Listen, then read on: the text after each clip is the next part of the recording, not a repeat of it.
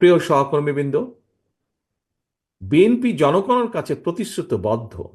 আগামী জাতীয় নির্বাচনে বিএনপি জনরায় রাষ্ট্র পরিচালনার দায়িত্ব পেলে গণহত্যাকারী মানবতা বিরোধী অপরাধীদের বিচারের মুখোমুখি করবে।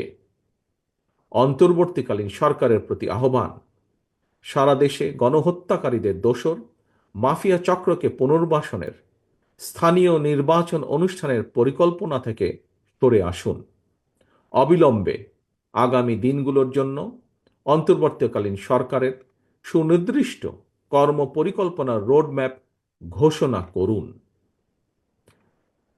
গণহত্যাকারী মাফিয়া প্রধান হাসিনা দেশ ছেড়ে পালানোর পর এ পর্যন্ত বেশ অনেকগুলো নতুন রাজনৈতিক দলের আত্মপ্রকাশ ঘটেছে।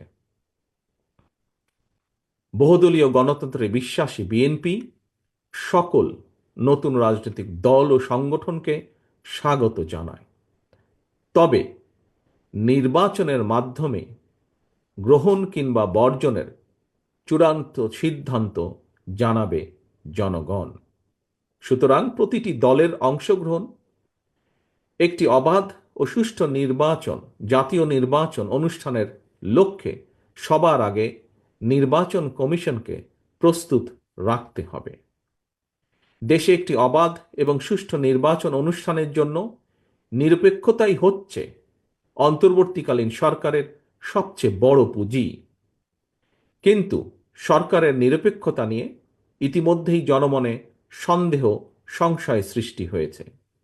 নিজেদের নিরপেক্ষতা বজায় রাখতে আমি বাংলাদেশ জাতীয়তাবাদী দলের পক্ষ থেকে অন্তর্বর্তীকালীন সরকারের প্রতি আরও সতর্কতা অবলম্বনের আহ্বান জানাই।